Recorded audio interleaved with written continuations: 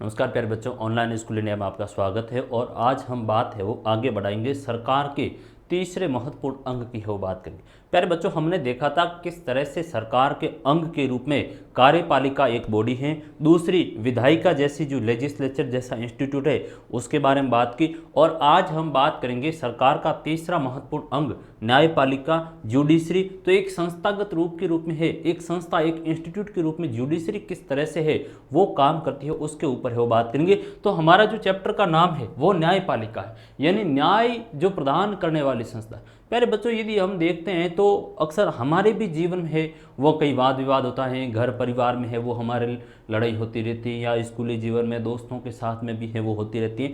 तो ऐसी स्थिति में हम क्या करते हैं कि किसी तीसरे पक्ष के पास जाते हैं कि आप क्लास में कोई समस्या हुई, आप दोस्तों में आपस में हो झगड़ा पैदा हुआ, तो आप है वो जाएंगे क्लास टीचर के पास में या ऑफिस में प्रधानाध्यापक के पास में जाएंगे और कहेंगे कि सर देखो ये है वो हमें इस तरह का बर्ताव कर रहा है, हमारे साथ लड़ाई कर रहा है। तो आप हैं वो दो के बीच में विवाद हुआ, तब आप तीसरे व्यक्ति के पास में जाते हैं कि भाई हमारी सुलह है वो करो।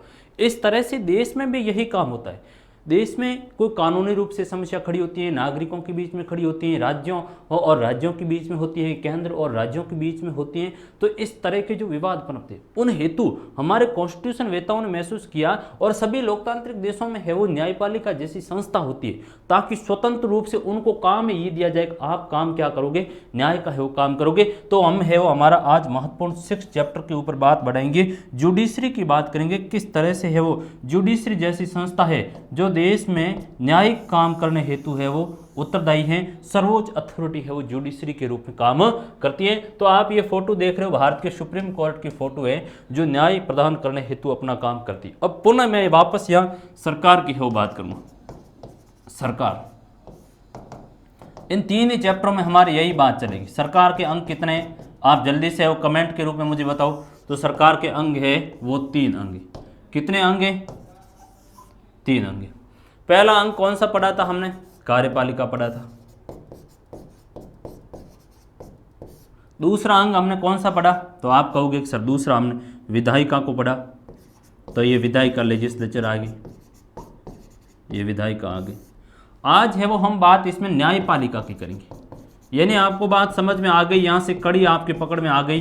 बस यही महत्वपूर्ण है कि ये क्या है। न्यायपालिका एक सरकार का अंग है। पहले आपसे पूछा जाएगा कि बताओ बच्चों न्यायपालिका क्या है, तो कहोगे कि साहब एक सरकार का अंग है न्यायपालिका। मैं इनको थोड़ा सा और है वो पेज को खोलता हूँ, टंटोलता हूँ, ताकि आपकी बात है वो समझ में आ जाए। कार्यपालिका है वो हमारे देश में किस स्तर पर है? 2 स्तर पर काम कर रही। एक तो पूरे देश के लिए है वो काम कर रही, और दूसरी कहाँ पर काम कर रही? राज्य स्तर पर काम कर रही। कहाँ पर कर रही है? प्रत्येक राज्य में। ठीक है, पूरे देश के लिए कार्यपालिका की यदि बात करें तो इसको और थोड़ा मैं वर्गीकरण कर लेता हूं। जैसे कि हमने कहा कि संघ की कार्यपालिका शक्ति किस में निहित होगी, तो आप कहोगे भारत के राष्ट्रपति में। मैंने कार्यपालिका में बात की तो एक बात हमने राष्ट्रपति की ले ली कि साहब संघ की जो कार्यपालिका शक्ति है वो राष्ट्रपति में निहित होगी, तो ये राष्ट्रपति की बात हुई। दूसरी बात मैं प्रधानमंत्री की ले लेता हूँ, तो यहाँ पर मैं शॉर्ट में लिख लेता हूँ PM। फिर इसमें मंत्रिपरिषद की है वो बात ले लेते हैं। प्रधानमंत्री और उसकी मंत्रिपरिषद, जिनकी सलाह पर कौन काम करते हैं? भारत के राष्ट्रपति है वो काम करते हैं। तो प्रधानमंत्री और उसकी मंत्रिपरिषद की सलाह के ऊपर है वो राष्ट्रपति काम कर लेते हैं। ठीक है, अब बात राज्य में भी है वो कार्यपालिका की करते हैं। तो राज्य में आओ वापस, यही ढांचा राज्य में भी है। आप देखोगे कि देश की कार्यपालिका शक्ति संवैधानिक रूप से कौन मुखिया है? संवैधानिक रूप से संविधान ने मुखिया किसको बनाया? राष्ट्रपति को बनाया। किसको बनाया? राष्ट्रपति को। वास्तव रूप में कौन काम करता है? वास्तविक रूप में कार्यपालिका किसके हाथों में? प्रधानमंत्री के हाथ में। किसके हाथ में? प्रधानमंत्री। और राज्य में आप देखोगे तो राज्य में भी मामला इसी तरह बढ़ता है कि राज्य की संवैधानिक कार्यपालिका शक्ति है वो किस में निहित है? तो आप कहोगे कि साहब राज्य की संवैधानिक कार्यपालिका शक्ति है वो राज्यपाल में निहित है। किस में निहित है? राज्यपाल में। ठीक, वास्तविक रूप से कौन काम कर रहा है? कौन काम कर रहा है? जल्दी से भाई कमेंट में बताओ। आप कहोगे कि साहब CM है वो मुख्यमंत्री काम करना है। ठीक, अब यहां पर मंत्रिपरिषद है तो राज्य में भी मंत्रिपरिषद होगी। राज्य में भी क्या होगी? मंत्रिपरिषद होगी। ये बेसिक ढांचा है वो कार्यपालिका। आइए हम विधायिका के ऊपर भी बात कर लेते हैं। विधायिका को मैं 2 भागों में बांट दूं क्या? तो आप कहोगे कि हाँ बांट दो। एक देश के लिए बांटो और एक किसके लिए बांटो? राज्य के लिए बांटो। ठीक। देश के लिए जो विधायिका है उसके लिए हमने क्या बात की थी, उनके लिए हमने संसद शब्द का प्रयोग किया था। किसका प्रयोग किया, संसद। तब आपने कहा कि सर संसद के तो दो अंग हैं, कौन से हैं, एक लोकसभा है और दूसरा कौन सा है, राज्यसभा। ये संसद के दो अंग हैं। लेकिन मैं जो दो सदन है, लेकिन अंग यदि पूछूं तो आप किसको, राष्ट्रपति को भी है वो साथ में लोगे, तो संसद का जो अंग के रूप में राष्ट्रपति भी साथ में आएगा, कार्यपालिका में भी आएगा और यहां पर भी आएगा। क्यों, तब आप कहोगे साहब कानून निर्माण है, उसमें लोकसभा और राज्यसभा दोनों ही कोई कानून बनाएंगे और लास्ट में जब राष्ट्रपति सिग्नेचर करेंगे तब जाकर के वो कानून है वो बनेगा, विधेयक है वो कानून का रूप लेगा। इस मायने में राष्ट्रपति भी हैं, वो विधायिका का एक हिस्सा है वो माना जाता है। ठीक बात। अब वापस है वो हम राज्य में लौटते हैं। तो राज्य में आप विधायिका के ऊपर बात करोगे तो राज्य की विधायिका को है वो हमने क्या शब्द प्रयोग किया था, मैंने बताया था विधानमंडल। इसको मैं थोड़ा सा ऊपर से है वो ले लेता हूं, यहां से है वो ले लेता हूं, राज्य। और राज्य की विधायिका का नाम क्या है, विधानमंडल है। इस संरचना को आप है वो थोड़ा माइंड में रखना। विधानमंडल में हमने बात की एक विधानसभा की थी, किसकी की, विधानसभा। सभी राज्यों में विधानसभा अनिवार्य, इस बात का आप ख्याल रखोगे। सभी राज्यों में विधानसभा क्या है, अनिवार्य। ठीक बात। दूसरी कौन सी है, विधान परिषद है। कौन सी है, विधान परिषद। ठीक। हमने कहा था कि 7 राज्यों में क्या है, विधान परिषद। ये अनिवार्य नहीं है, ये कैसी है, गौण है। ये कैसी है, महत्वपूर्ण नहीं है। लेकिन सबसे महत्वपूर्ण कौन है, विधानसभा। जिस तरह से यहां पर लोकसभा महत्वपूर्ण है, इसी तरह यहां पर विधानसभा महत्वपूर्ण है। अब ये क्या करेगी, कोई मुद्दा है और उस पर राज्य में कानून बनाएगी। जैसे राजस्थान राज्य की विधानसभा, उत्तर प्रदेश की विधानसभा और अन्य स्टेट है उनकी प्रत्येक की विधानसभा। वह विधानसभा कोई कानून बनाया था, कोई मामला लाया विधानसभा में और विधानसभा उसके ऊपर है वो कानून बनाने का काम करेगी। और फिर उसके ऊपर सिग्नेचर कौन करेगा, अंतिम रूप से उसके ऊपर राज्यपाल है वो सिग्नेचर करेगा, तब जाकर वे क्या बनेगा, कानून है वो बनेगा। तो इस मायने में ये विधायिका देश के लिए पार्लियामेंट हो गई, राज्य के लिए विधानमंडल हो गए, विधानसभा और विधान परिषद। तीसरी जो महत्वपूर्ण हमारा एक इंस्टीट्यूट है वह है न्यायपालिका यानी जुडिशरी की है वो बात करें। प्यारे बच्चों, यदि जुडिशरी की बात की जाए तो जिस तरह से देश में संसद है काम कर रही है कानून निर्माण का, इस तरह से देश में जो काम व्यवस्था चलाने का काम कार्यपालिका, प्रधानमंत्री और उनकी मंत्रिपरिषद कर रही, उसी तरह से हमारे देश में न्याय प्रदान करने हेतु भी है वो कुछ संस्थाएं बनाई गई। और ये संस्था को आप देखोगे तो महत्वपूर्ण 3 स्तर के ऊपर काम कर रही। कितने लेयर पर, 3 स्तर के ऊपर। कौन कौन सा, पूरे देश के लिए है वो काम करेगी। उस संस्था का नाम क्या, तब कहोगे कि साहब सुप्रीम कोर्ट है। कौन सा है, सुप्रीम कोर्ट। इसको क्या कहेंगे, उच्चतम न्यायालय। क्या कहेंगे, उच्चतम न्यायालय, या इसको क्या कहेंगे, सर्वोच्च न्यायालय करेंगे। ठीक है, पूरे देश में। फिर बात कहां करेंगे, राज्यों में। यानी एक राज्य के लिए भी हाई कोर्ट हो सकता है, 2 राज्यों के लिए भी हाई कोर्ट हो सकता है और उससे अधिक भी हैं, वो कई बार के लिए है वो हाई कोर्ट बना दिया जाता है। क्यों, क्योंकि जनसंख्या के आधार पर है वो हाई कोर्ट बनाने का भी काम किया जाता है। जहाँ जनसंख्या कम है तो 2-3 राज्यों को मिलाकर आप एक हाई कोर्ट बना दो, हमें कोई तकलीफ नहीं। तो राज्य में है वो न्याय देने वाली संस्था कौन सी हो जाएगी, हाई कोर्ट हो जाएगी। कौन सी हो जाएगी, हाई कोर्ट। ठीक है। अब तीसरी, राज्य को देश को किस में बांटा गया, राज्य में बांटा गया। राज्य को किस में बांटा गया, जिलों में बांटा गया। आ जाइए आप जिलों में, तो ये जिला आ गया। अब जिला आ गया। जिला स्तर के ऊपर जो न्याय की संस्था होगी, कानून जो न्याय प्रदान करने वाला इंस्टीट्यूट है, वो आप देखोगे एक जिला कोर्ट है।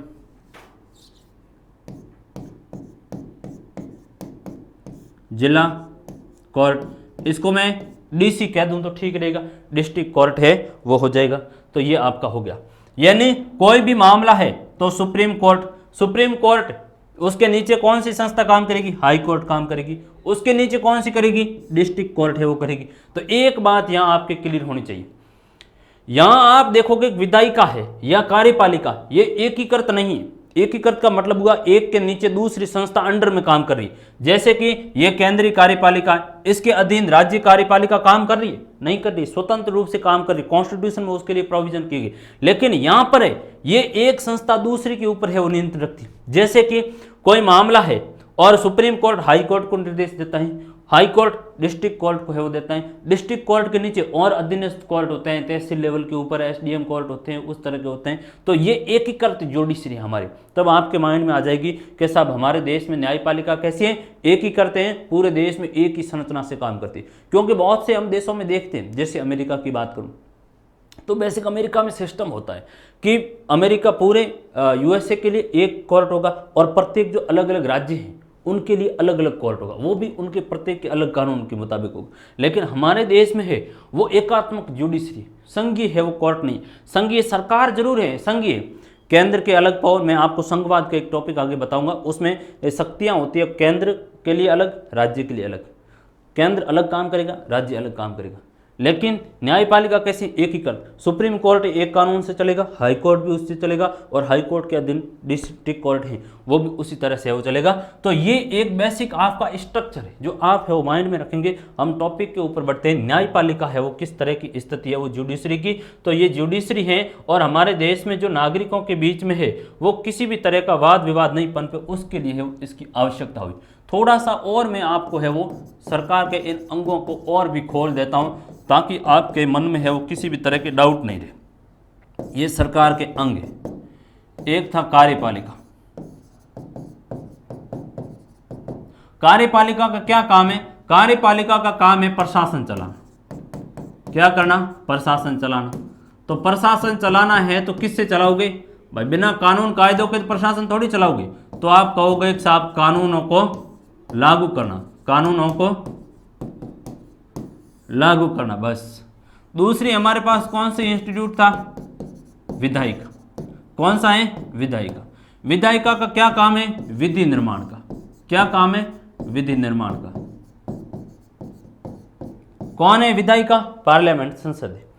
तीसरा अंग कौन सा है? न्यायपालिका। इसी से बात आपकी पकड़ कर आएगी। अभी यहीं से मुख्य मुद्दे के ऊपर हम बढ़ेंगे। न्यायपालिका का काम है निर्णय देना। क्या करना? निर्णय देना। अब विधायिका ने तो कानून है वो बनाया, ये कानून बना रही है, इसको कहा कि आप लागू करो, कर दिया।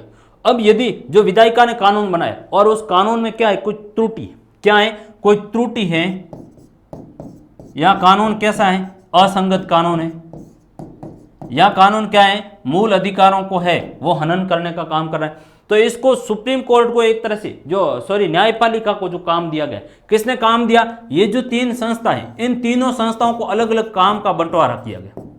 काम का क्या किया गया है? बंटवारा। ये बंटवारा किसने किया भाई? आपने, हमने तो किया नहीं, तो किसने किया? आप कहोगे सर संविधान ने किया। किसने किया? कॉन्स्टिट्यूशन ने है वो किया, हमारे संविधान ने है वो इनको अलग अलग शक्तियों को है वो बांटने का काम किया। प्रत्येक अंग के लिए अलग अलग कार्य डिसाइड करो। तो ये कानून बनाने का काम करेगी, इसको दिया आप चलाओ, और विवाद होता है तो निर्णय देने का काम कौन करेगी? न्यायपालिका करेगी। इसलिए हमारे देश में इस जैसी है वो जुडिशरी जैसी संस्था की बात की गई। तो पहला ही आपका बिंदु यहीं से उठकर आया कि हमें है वो स्वतंत्र न्यायपालिका की क्यों आवश्यकता हुई। ऐसी कौन सी स्थिति आ खड़ी हुई कि आपको एक स्वतंत्र रूप से जुडिशरी जैसी इंस्टीट्यूट की है वो आवश्यकता पड़ी?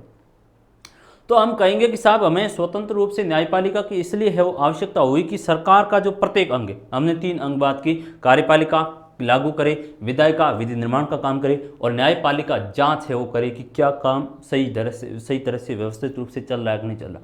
तो हम कहेंगे कि हमें है वो स्वतंत्र न्यायपालिका की इसलिए आवश्यकता हुई कि देश में है वो विधि के जो अनुसार, कानून के अनुसार है वो विधि का शासन हो, कानून का है वो एक तरह से शासन हो, यानी संविधान के जो लिखित नियम है उनके मुताबिक देश का शासन व्यवस्था चलने का काम करे। नागरिकों के हैं वो किसी भी तरह के यदि विवाद होता है नागरिकों के बीच में, राज्यों के बीच में, तो ऐसी स्थिति में एक संस्था हो ताकि क्या करे, उनके विवादों का है वो निपटान कर सके। जिस तरह से हमारे परिवार में होता है कि साहब यदि किसी तरह से पिताजी या चाचा के बीच में विवाद हो गया तो उनके निराकरण के लिए वो कहाँ जाते हैं? या तो है वो आपके दादाजी वगैरह हैं उनके पास में जाते हैं कि साहब आप है वो मान नहीं रहे, आप उसका निराकरण करो। तो वो एक फ्रीडम एक ऐसा स्वतंत्र रूप से इंस्टीट्यूट के रूप में है, वो न्यायपालिका काम कर रही है कि किसी भी तरीके का यदि अमीर गरीब के बीच में, अगड़े पिछड़ों के बीच में किसी भी तरह का विवाद पैदा होता है तो उस हेतु ऐसी संस्था तो होनी चाहिए कि वह उनके लिए काम है वो करे।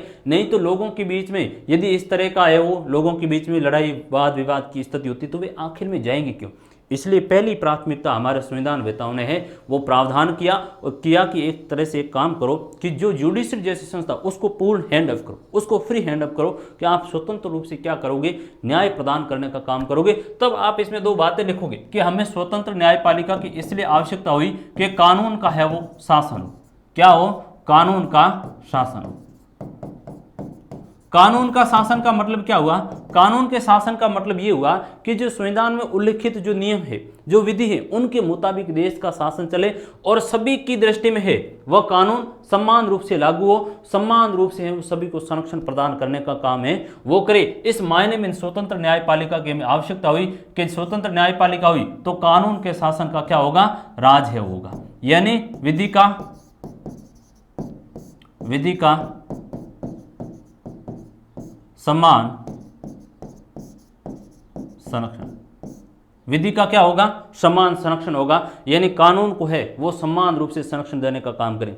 एक अमीर व्यक्ति है, एक गरीब व्यक्ति है, दोनों के ऊपर है वो समान रूप से वो कानून लागू होगा, दोनों ही समान रूप से उसको संरक्षण है वो देंगे। और विधि का राज और विधि कानून के मुताबिक ही शासन व्यवस्था चले, इस हेतु है वो हमें स्वतंत्र न्यायपालिका की आवश्यकता है वो हुई। तो कहेंगे कानून का शासन चलाने हेतु हमें किसकी आवश्यकता हुई? न्यायपालिका की आवश्यकता हुई कि कानूनों का समान संरक्षण हो और विधि द्वारा स्थापित विधि का राज हो, यानी विधि द्वारा स्थापित प्रक्रिया से ही देश की शासन व्यवस्था है वो चले। नागरिकों के बीच में किसी भी तरह का है वो विवाद होता है तो ऐसी स्थिति में न्यायपालिका जैसी संस्था होनी चाहिए ताकि उनके मामलों का क्या कर सके? निराकरण है वो कर सके। तो कहेंगे कि नागरिकों के मध्य विवादों का समाधान करने के लिए हमें स्वतंत्र न्यायपालिका की आवश्यकता है। तो कानून का शासन और नागरिकों के बीच में किसी भी तरह का मतभेद होता है और किसी भी तरीके से जो सरकार के पर्टिकुलर अंग है, जो संविधान ने उनको शक्तियां दी, उनके मुताबिक है वो काम करे। इस हेतु है वो हमें स्वतंत्र न्यायपालिका की आवश्यकता रहती है। बात को हम है वो पुनः थोड़ी सी आगे बढ़ाएंगे कि न्यायपालिका को आपने कहा कि स्वतंत्र क्यों होना चाहिए। हमने कहा ठीक है कि स्वतंत्र होना चाहिए ताकि विधि के रूप से कानून का राज हो। ऐसा नहीं है हो कि भाई मुकेश अंबानी अमीर है, कोई गरीब है, उनके ऊपर अलग कानून लागू हो, नहीं। ये एक तरह से न्यायपालिका को स्वतंत्र रहेंगे, स्वतंत्र रूप से काम करेगी तो सही अच्छे तरह से काम करेगी, समान रूप से नागरिकों को संरक्षण देगी, समान रूप से वो निर्णय देगी। तो ये एक स्थिति। अब इसको जो स्वतंत्र हमें रखना है तो हम कैसे रखेंगे, तो उसके ऊपर हम बात करेंगे कि न्यायपालिका की स्वतंत्रता है वो कैसे सुनिश्चित की जाए, किस तरह से है वो इसको स्वतंत्र अथॉरिटी के रूप में बनाया जाए, क्योंकि सरकार के 3 अंग हैं। तो पहली बात हम कहेंगे कि साहब न्यायपालिका को स्वतंत्र रखना है तो संवैधानिक रूप से शक्तियों का बंटवारा करना आवश्यक है कि कॉन्स्टिट्यूशन है वो तीनों के लिए कार्यपालिका काम करेगी लागू करने का, विधायिका कानून बनाने का, और न्यायपालिका को कहा यदि कोई समस्या होती है तो आप डिसीजन है वो देने का काम करोगे।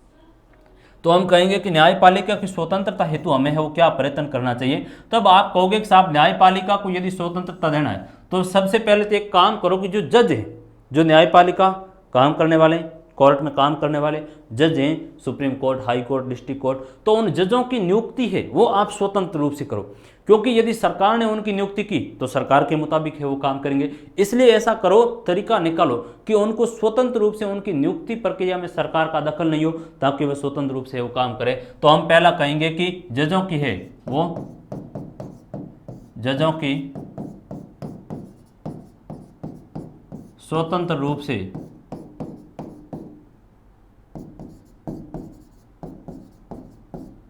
नियुक्ति की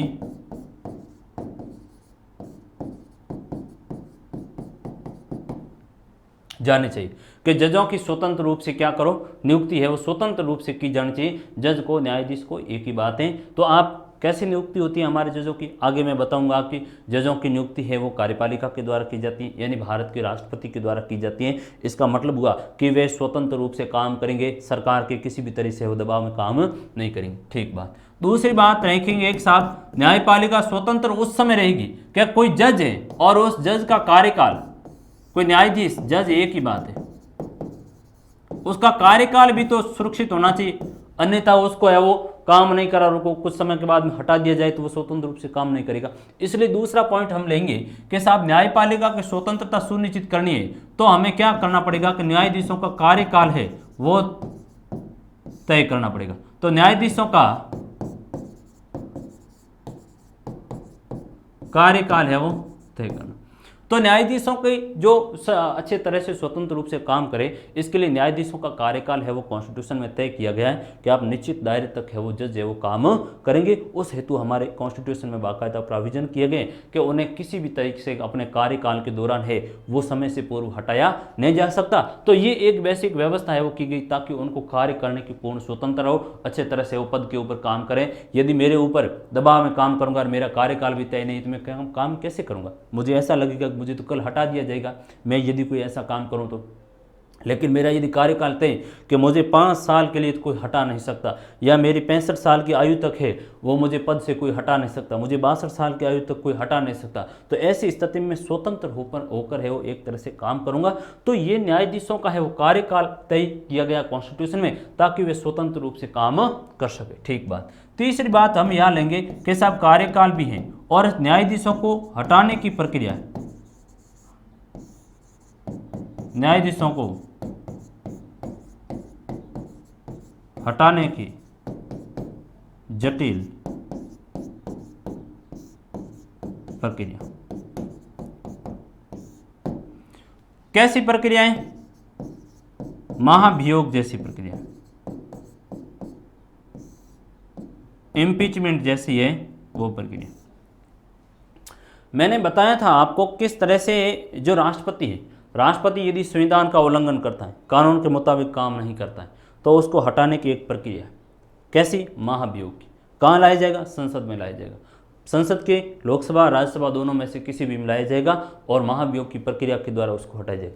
उसी तरह जजों की भी है वो हटाने की जटिल प्रक्रिया है कि भाई कोई जज है वो इस तरह से काम कर रहे हैं और यदि सरकार द्वेषता का भाव रखती है और उसको हटाना चाहे तो उसको नहीं हटाएगी, क्योंकि उसकी प्रक्रिया जटिल है। उस मामले को कोई जज हैं और उनके ऊपर कोई मामला आया, उन्होंने किसी भी तरह से पद का दुरुपयोग किया या कॉन्स्टिट्यूशन का दुरुपयोग किया, तो ऐसी स्थिति में जजों को हटाने की एक प्रक्रिया तय की गई कॉन्स्टिट्यूशन में कि उनको महाभियोग जैसी प्रक्रिया से हटाया जाएगा। और महाभियोग की प्रक्रिया कहाँ लाई जाएगी? संसद में लाई जाएगी। कहाँ लाई जाएगी? संसद, पार्लियामेंट में लाई जाएगी। तो है वो संसद में लाई जाएगी। संसद, लोकसभा, राज्यसभा, इन दोनों में से किसी में भी है वो लाई जाएगी ताकि है वो महाभियोग जैसी प्रक्रिया से हटाई जाए। तो ये बहुत ही जटिल प्रक्रिया है। लोकसभा में लाई जाएगी, उसमें बहुत से प्रस्तावकों की जरूरत होती है, अनुमोदन करेंगे, फिर कमेटी है वो जांच करेगी और कमेटी जांच करने के बाद में फिर राज्यसभा में रखेगी, फिर है वो 2/3 बहुमत से पास होगा। तो लंबी प्रोसेस होती है, राष्ट्रपति के पास में जाएगा, एक लंबी प्रक्रिया के दौरान है वो इनको हटाया जाता है। इसलिए यह हटाने की प्रक्रिया जटिल होती है, तो वे स्वतंत्र रूप से काम करेंगे। ठीक बात। अब ये जो काम करेंगे इनके लिए क्या होना चाहिए? इनको वेतन भत्ते तो भी मिलने चाहिए। ऐसा नहीं है कई बार है वो काम सुप्रीम कोर्ट के जज के रूप में है वो कोई व्यक्ति है वो मैं काम कर रहा हूँ और यदि सरकार को लगता है कि साहब हमारे एंटी काम कर रहे हैं तो सरकार मेरा वेतन भत्ता कटौती कर दे। ऐसी स्थिति में हमारे कॉन्स्टिट्यूशन में बाकायदा प्रावधान किया गया कि न्यायाधीशों के वेतन भत्ते हैं उनको पूर्ण तरह से हैं वो फ्री एंड करो और उनके ऊपर सरकार किसी भी तरह से हस्तक्षेप नहीं करेगी। जो एक तरह से आप कहोगे कि राज्य की निधि है वहाँ से उनको पैसे वो दिए जाएं वेतन भत्तों के रूप में। सरकार के ऊपर किसी भी तरह से वेतन भत्तों के लिए बाध्यकारी नहीं है। तो वेतन भत्तों के रूप में भी है वो क्या होने चाहिए? पूर्णतः है वो छूट होनी चाहिए। वेतन भत्ते, वेतन भत्तों में किसी भी तरह की है वो कटौती नहीं की जा सकती, यानी न्यायाधीशों के वित्तीय अधिकारों को सुरक्षा है वो प्रदान हुई तो ये न्यायाधीश स्वतंत्र रूप से काम है वो करेगा। तो ये बेसिक मामला आ गया कि ये तरीका हुआ तो न्यायाधीश है वो काम करे। अब न्यायाधीशों की जो सार्वजनिक है, सार्वजनिक वाद विवाद नहीं हो सकता। न्यायाधीशों का जो काम है वो कर रहे हैं, उनके ऊपर सार्वजनिक रूप से है वो वाद विवाद नहीं हो सकता कि आप है वो कोई विधानसभा में या एक तरह से संसद में मामला ले जाओ, वहाँ वाद विवाद करो कि साहब वह न्यायाधीश अच्छा काम नहीं कर रहे हैं, हमारे विरोध में कर रहे हैं, नहीं। उसके ऊपर भी है वो संविधान ने एक तरह से उसके ऊपर पावर रखा कि न्यायाधीशों के मामले के ऊपर आप किसी भी तरह से वाद विवाद है वो नहीं कर सकते, उन्हें स्वतंत्र रूप से वो काम करो। उनके हैं वो आदेश की अवहेलना नहीं की जा सकती, आदेशों की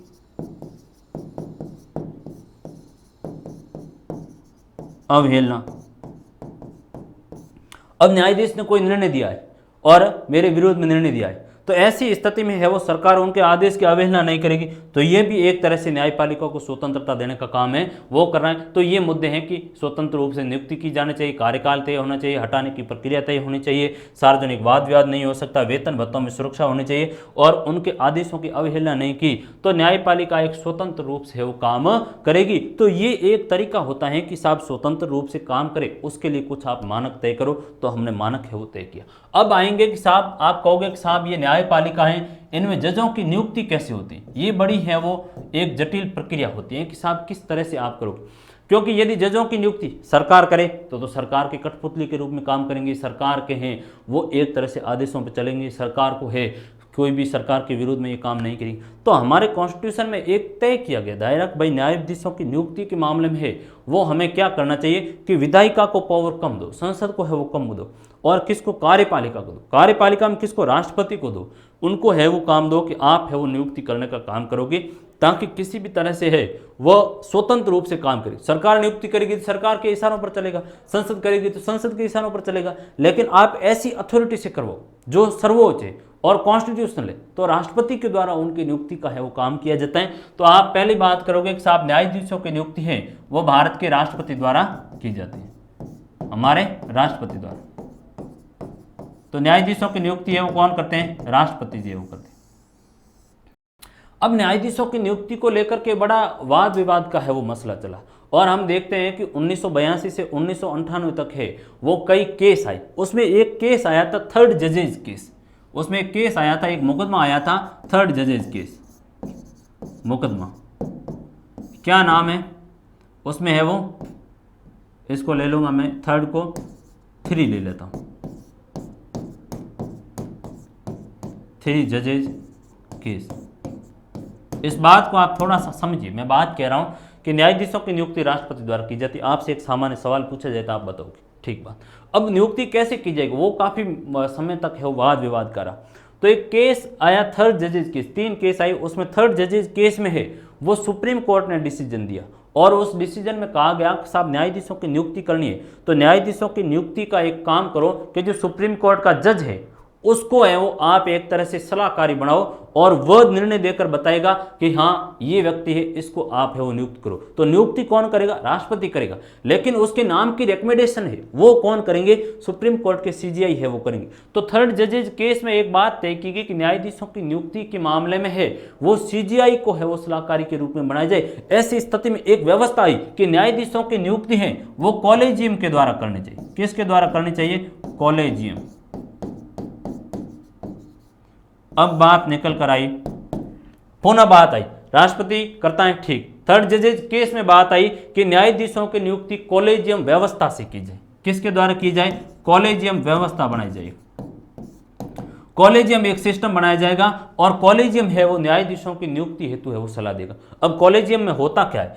कॉलेजियम में बेसिक ये होता है कि कोई कॉलेजियम है तो कॉलेजियम में ये व्यवस्था होगी कि जैसे कि मुझे है, माना कि मैं सुप्रीम कोर्ट का जज हूँ, ठीक, सपोज ये काल्पनिक हम कल्पना बात करें, सुप्रीम कोर्ट का जज हूँ, तो कॉलेजियम व्यवस्था ये कहती है कि किसी भी व्यक्ति को यदि भारत के, मैं सुप्रीम कोर्ट का मुख्य जज हूँ और अब आगे सीजीआई बनाना किसी व्यक्ति को, मेरा कार्यकाल है वो पूरा होने वाला है, तो कॉलेजियम ये तय करेगा सुप्रीम कोर्ट का जो जज है CGI chief justice of India, यानी मुख्य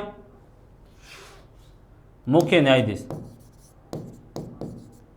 मुख्य न्यायाधीश, chief justice of India CGI, ठीक है। सीजीआई और उसमें 4 अन्य जज होंगे, 4 अन्य कौन होंगे? जज होंगे। ये एक मीटिंग करेंगे, ठीक है, और ये मीटिंग करके बाद एक निर्णय लेंगे कि 4+1, ये एक निर्णय लेंगे और निर्णय ये लेंगे कि साहब एक काम करो कि मेरे बाद में न्यायपालिका में कोई वरिष्ठ जज है, कैसा है, वरिष्ठ है, वरिष्ठ जज है, तो उस वरिष्ठ जज के नाम की है वो मैं क्या करूंगा, अनुशंसा करूंगा। किसको अनुशंसा करूंगा, राष्ट्रपति को है वो करूंगा।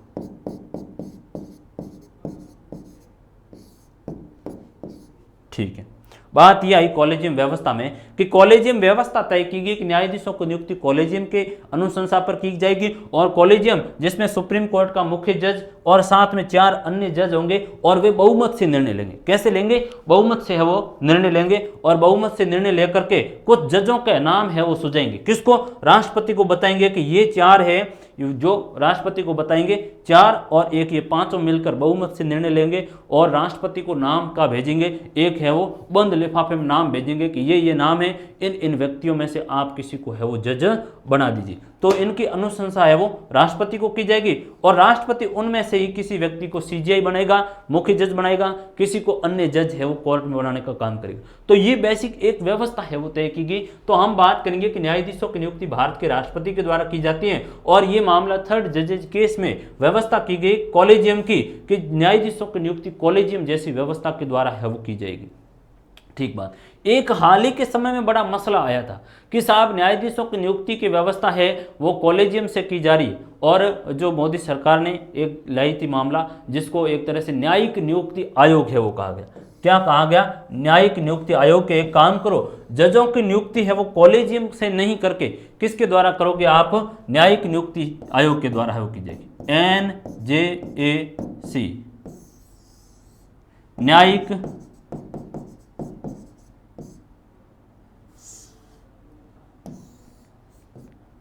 इसको इधर ले लेते हैं, न्यायिक नियुक्ति आयोग, न्यायिक नियुक्ति आयोग, नेशनल जुडिशियल अपॉइंटमेंट कमीशन, न्यायिक नियुक्ति आयोग है वो बनाया जाएगा और ये आयोग है वो तय करेगा कि जजों की नियुक्ति है वो कैसे की जाए। इसमें बात आई कि एक काम करते हैं, 3 तो है वो जज रखेंगे, एक तो सीजीआई रखते हैं और 2 हैं वो अन्य सदस्य रखे जाएंगे और फिर इसमें 3 व्यक्ति है वो, एक तो भारत सरकार का विधि मंत्री आएगा इसमें और 2 अन्य है जिनको क्या है कि साहब कानूनी मामलों की गहरी जानकारी है, कानूनी मामलों की है वो गहरी समझ है, वे लोग मिलकर के है वो नाम सुझाएंगे राष्ट्रपति जी को, 3 और ये 3 विधि मंत्री और 2 और इस तरफ सीजीआई और 2, 3 लोग इस तरफ हो जाएंगे और 3 लोग ये हो जाएंगे। ये 6 लोग मिलकर के हैं वो राष्ट्रपति को नाम अनुशंसा करेंगे और राष्ट्रपति उनके नाम के आधार पर किसी को है वो जज बनाने का काम है वो करेंगे। तब बाद में जस्टिस जो खेर है, जस्टिस खेर के आयोग में एक मामला कोर्ट में चला और इन्होंने है वो न्यायिक नियुक्ति आयोग को जस्टिस JS खेर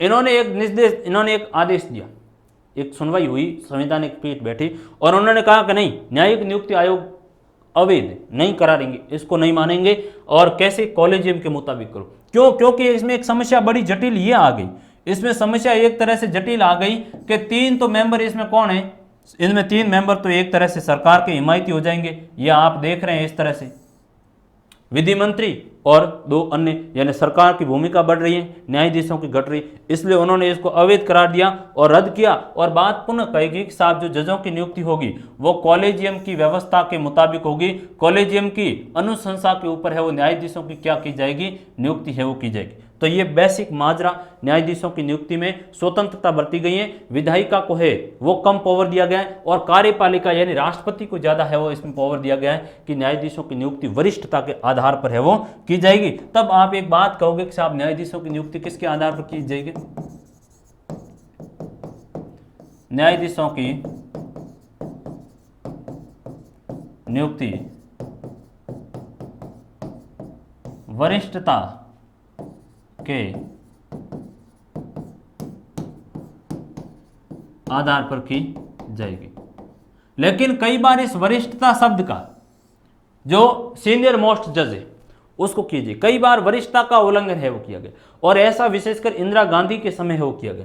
इंदिरा गांधी का एक मामला, इंदिरा गांधी ने है वो 1973 में एक मामला है वो आया कि 3 वरिष्ठ जज थे और उन 3 वरिष्ठ जजों की अनदेखी की, उनमें से नहीं बना करके उनका जो जूनियर था एन रे,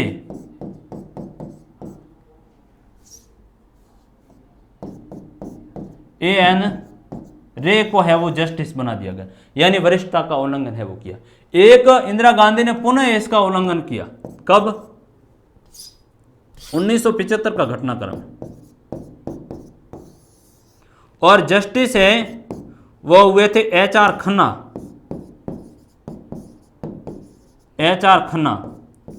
इनके है वो अवहेलना की, बनना तो इनको है वो मुख्य जज था, लेकिन वरिष्ठ व्यक्ति थे ये, इनका है वो एक तरह से इनको किनारे किया और इनकी जगह है वो HM बेग को है वो बनाया गया, HM बेग को है वो जज बनाया गया।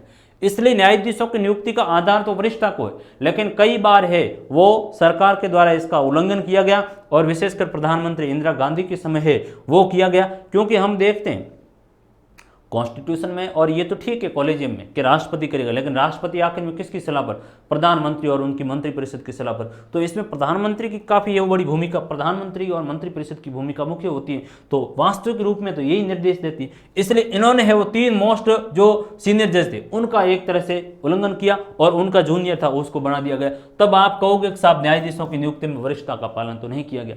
दूसरा, वापस 1975 में भी किया कि जस्टिस बनना तो HR खन्ना को था, लेकिन HR खन्ना की वरिष्ठता को है वो त्यागा, उनका जूनियर था HM बेग, उसको है वो जस्टिस बनाने का काम हुआ, तो वरिष्ठता का उल्लंघन। यानी एक तरह से है वो न्यायाधीशों की नियुक्ति काफी विवाद का मसला रहा है कि न्यायाधीशों की नियुक्ति है वो कैसे की जाए, काफी है वो जटिल प्रक्रिया है। लेकिन सामान्य शब्द में आप रखोगे कि न्यायाधीशों की नियुक्ति कॉलेजियम की सलाह के ऊपर भारत के राष्ट्रपति है वो करते हैं। दैट्स ऑल, ये बात हुई। इस बात को थोड़ा और है वो आगे बढ़ाएंगे कि हमने स्वतंत्र रखने की बात की, अब नियुक्ति भी कर ली, अब इनको हटाना है कि जजों को किस तरह से वो हटाया जाता है, सुप्रीम कोर्ट के जजों को, हाई कोर्ट के जजों को किस तरह से हटाया जाता है। अब हटाने के लिए बेसिक जो प्रक्रिया मैंने आपको बताई थी कि साहब जजों को हटाने की यदि बात करोगे तो महाभियोग की प्रक्रिया, कैसी प्रक्रिया है? महाभियोग। महाभियोग जैसी प्रक्रिया के द्वारा जजों को हटाया जाता है। महाभियोग की प्रक्रिया का क्या मतलब हुआ कि कोई जज है और उन्होंने अपने पद का है वो दुरुपयोग किया, संविधान का दुरुपयोग है वो किया है और अनियमितता है वो बरती है, तो ऐसी स्थिति में उनको महाभियोग यानी एक काम करेंगे कि मामला है वो संसद में लाएंगे। कहाँ लाएंगे? संसद में। यानी नियुक्ति के मामले में तो किसकी भूमिका थी? आपने कहा कि साहब नियुक्ति के मामले में तो आपने पावर दे दिए विधायिका को, कार्यपालिका को, लेकिन हटाने के मामले में पावर आपने किसको दिया? विधायिका को दे दिया। क्यों? ये इसलिए दिया गया कि एक काम करो, जिस संस्था को नियुक्ति का काम दिया उसको हटाने का मत दो, क्योंकि यदि हुआ तो कई बार वह है वो उनको पूर्व समय से पूर्व में या किसी भी तरह का आरोप लगाकर है वो हटा सकती हैं। न्यायाधीश स्वतंत्र रूप से काम नहीं करेंगे। और विधायिका जैसे इंस्टीट्यूट को है वो काम दे दो कि हटाएगी, तो एक लंबी प्रक्रिया होगी। तो इसमें आप कहेंगे कोई जज है, ये संसद, सॉरी मैंने लिख लिया था, यहाँ वापस मैं कर लेता हूँ, लोकसभा और राज्यसभा। अब हटाया जाएगा तो कैसे हटाया जाएगा, क्या आधार क्या रखा जाएगा? भाई क्यों हटा रहे हो, कोई बात तो आप बताओ। तो आप कहोगे कि साहब संविधान का उल्लंघन। संविधान का क्या कर रहे हैं? संविधान का उल्लंघन है वो कर रहे हैं, पद का दुरुपयोग कर रहे हैं,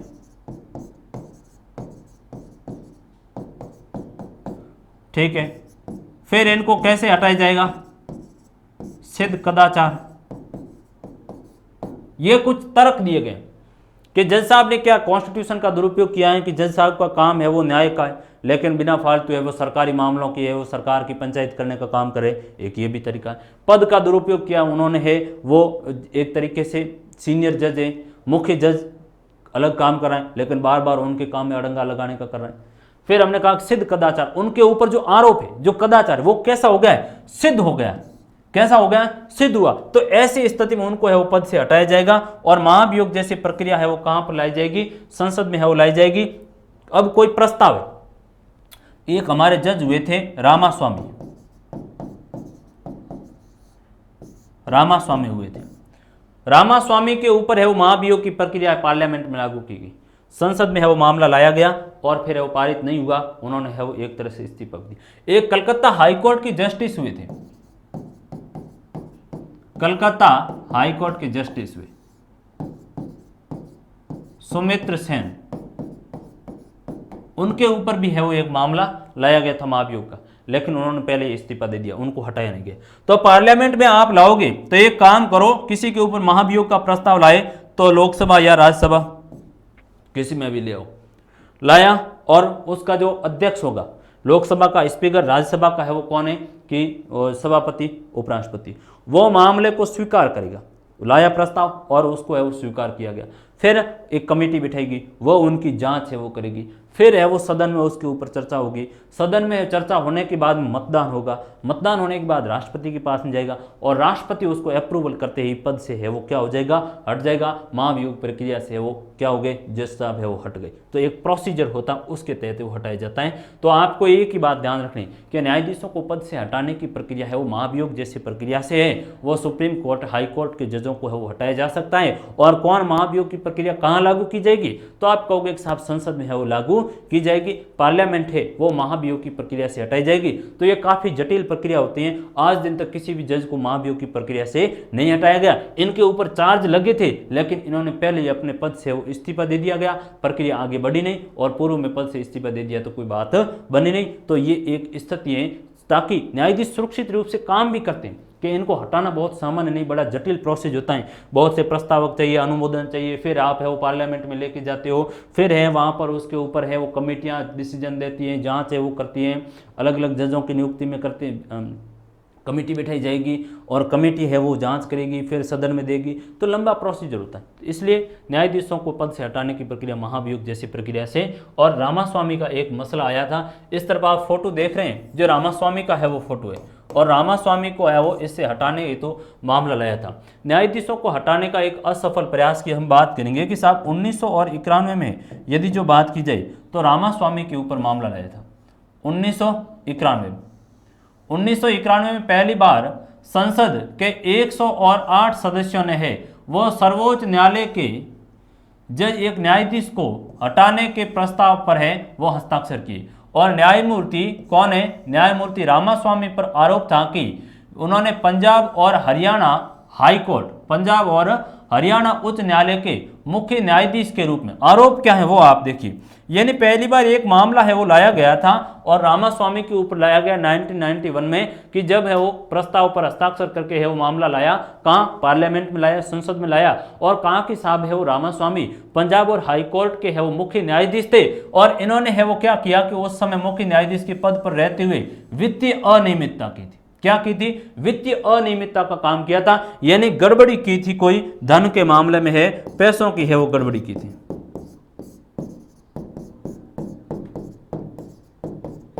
पैसों की गड़बड़ी, यानी सरकारी पैसे थे उनका है वो निजी मामलों में है वो पैसों को एक तरह से खर्च करने का काम है वो जज साहब द्वारा है वो किया गया, इसलिए उनके ऊपर है वो मामला लाया गया। तो मुख्य न्यायाधीश के रूप में उन्होंने वित्तीय अनियमितता का है वो काम किया, इसलिए है वो मामला पार्लियामेंट में लाया गया और उनके ऊपर है वो महाभियोग का एक तरह से प्रस्ताव है वो रखा गया।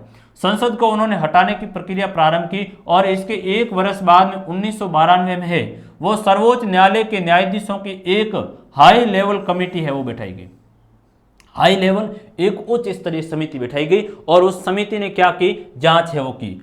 तो उच्च लेवलीय समिति ने रामास्वामी को पंजाब और हरियाणा हाई कोर्ट के मुख्य न्यायाधीश रहते हुए सार्वजनिक, यहां पर बात बड़ी महत्वपूर्ण आ गई, सार्वजनिक धन का निजी उद्देश्यों के लिए इस्तेमाल करने का संवैधानिक नियमों की धज्जियां उड़ाने के कारण नैतिक पतन और पद का जानबूझकर, बात यहां पर ये देखिए, नैतिक पतन और पद का क्या किया जा रहा है, जानबूझकर दुरुपयोग करने के आरोप पाया और इतने कठोर आरोपों के बाद भी रामास्वामी पर संसद में महाभियोग सिद्ध है वो नहीं हो, क्योंकि मैंने बताया जटिल प्रक्रिया थी, सिद्ध है वो नहीं हो सका। क्यों, उसको देखिए।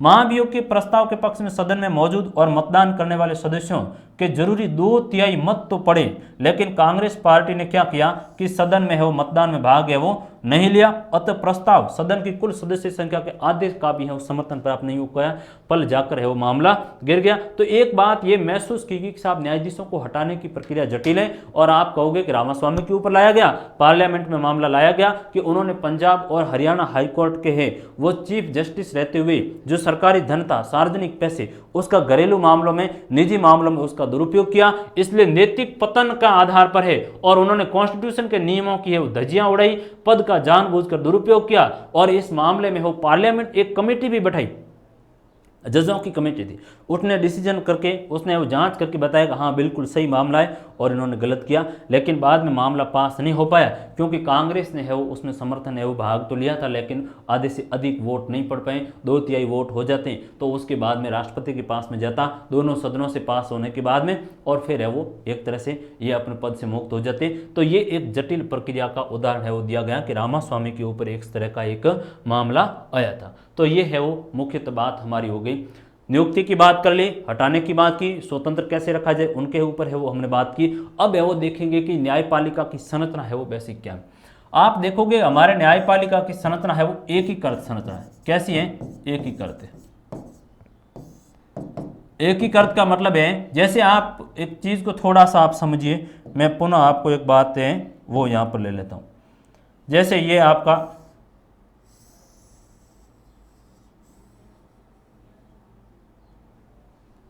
ये एक स्थिति है,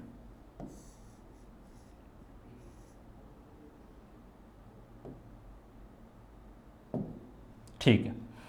आप देख रहे हैं इसकी आकृति कैसी है, त्रिभुजाकार है, ठीक है। तो हमारे जो न्यायपालिका की संरचना है वो कैसी है, यहां से बात ले लेता हूं, पिरामिडाकार है। कैसी है? पिरामिडाकार, यानी पिरामिड के आकार में। सबसे ऊपर आप देखो, ये सबसे ऊपरी चोटी है, और सबसे ऊपर है तो कौन है? सुप्रीम कोर्ट है।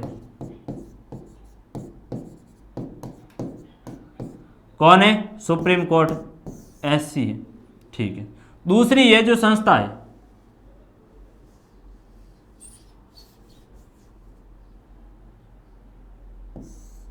ये सुप्रीम कोर्ट है सबसे ऊपर। दूसरी जो ये संस्था है, ये कौन सी है? हाई कोर्ट है,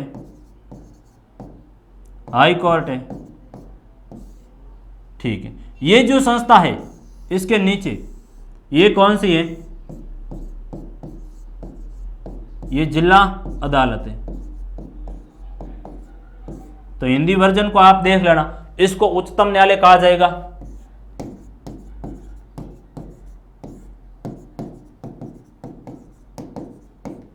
इसको है वो क्या कहा जाता है? उच्च कहा जाता है, ठीक है। तो ये एससी हो गया, ये एचसी हो गया, और ये क्या हो गया? डीसी हो गया। अब कैसे एक ही करते हैं? सुप्रीम कोर्ट के कोई भी आदेश है तो सुप्रीम कोर्ट के आदेशों की है वो हाई कोर्ट को मानना पड़ेगा। सुप्रीम कोर्ट हाई कोर्ट के किसी भी काम की है वो जांच है वो कर सकता है, तो सुप्रीम कोर्ट हाई कोर्ट के हैं वो काम की जांच करेगा। हाई कोर्ट काम है वो डिस्ट्रिक्ट कोर्ट है, वो जिले लेवल के ऊपर जो अदालत है उसकी है वो जांच करेगा, और जो जिला अदालत कोर्ट है वो इसके नीचे अलग अलग अधीनस्थ कोर्ट आती उनके मामलों की वो जांच करेगा। तो पहली बात आई कि हमारी न्यायपालिका कैसी है? एक ही करते हैं, यानी पूरे देश के लिए एक ही न्यायपालिका। यदि कोई सामान्य हमारा मुकदमा आ गया तो हम उस मुकदमे को सुप्रीम कोर्ट तक ले जा सकते हैं। एक बात तो यही, कैसे? एक नियत प्रक्रिया से। माना कि हमारा मामला कोर्ट में था, कौन सी? डिस्ट्रिक्ट कोर्ट में। हम वहां पर वो केस हार गए और हमें लगा कि भाई हमारे साथ न्याय नहीं हुआ, तो हम मामले को क्या कर सकते हैं? उसको हाई कोर्ट में ले जाएंगे। हाई कोर्ट से है वो हमें हमारे फेवर में नहीं आया, हमारे विपरीत है वो डिसीजन आया, तो कहेंगे कि साहब मेरे साथ न्याय नहीं हुआ, हम कहाँ ले जाएंगे? सुप्रीम कोर्ट से ले जाएंगे। तो बेसिक ये एक संरचना चलती है, इसलिए इसको एकीकृत है वो कहा गया कि सुप्रीम कोर्ट हाई कोर्ट के काम की जांच करेगा, हाई कोर्ट डिस्ट्रिक्ट कोर्ट की करेगा, यानी एक एकीकृत न्यायपालिका। लेकिन इस तरफ है वो वापस एक विधायिका का उदाहरण आप देखो।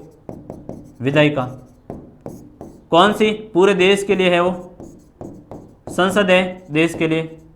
और राज्य के लिए कौन है? राज्यों की विधान मंडल है।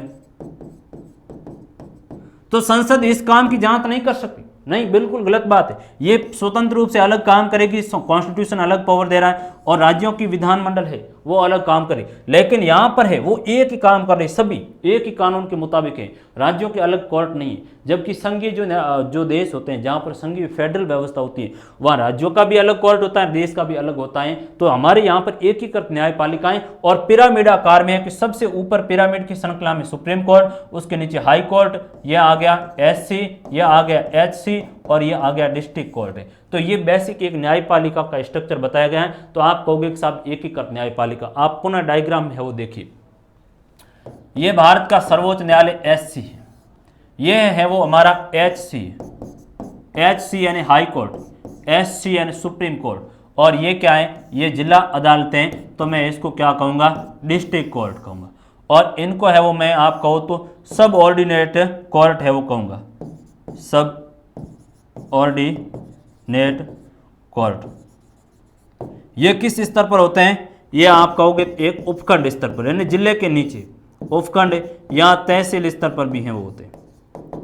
देखिए, भारत का सर्वोच्च न्यायालय, इसके फैसले सभी अदालतों में मान्य होंगे, यानी पूरे देश की अदालतों में।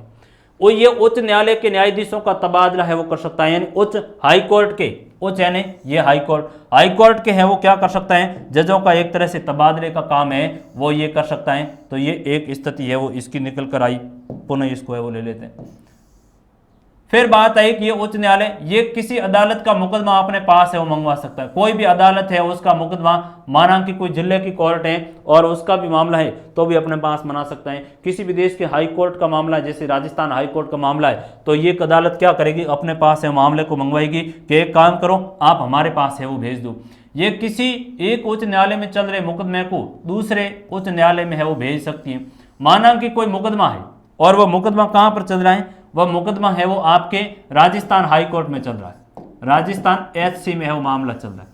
लेकिन सुप्रीम कोर्ट ने आदेश दिया कि एक काम करो, आप राजस्थान हाई कोर्ट नहीं, आप इसको दिल्ली हाई कोर्ट में ट्रांसफर करो, यहां पर है वो उसकी सुनवाई करेंगे, ताकि हमें कुछ गड़बड़ी है वो लग रही। तो आप दिल्ली है वो एचसी में भेज दो। कहां पर भेजो? दिल्ली है वो हाई कोर्ट में भेज दो, दिल्ली एचसी में भेजो। तो ये काम क्या है? भारत का सर्वोच्च न्यायालय पूरे देश में मामले, किसी भी न्यायाधीश का तबादला कर सकता है, हाई कोर्ट का अपने पास मुकदमा मंगवा सकता है। और एक उच्च न्यायालय में चल रहा राजस्थान हाई कोर्ट का मुकदमा दिल्ली में ट्रांसफर करवाने का आदेश कौन दे सकता है? भारत का सुप्रीम कोर्ट है। तो ये एकीकृत संरचना में, यानी अपने अधीनस्थ अदालत को आदेश से वो दे सकता है। ठीक बात।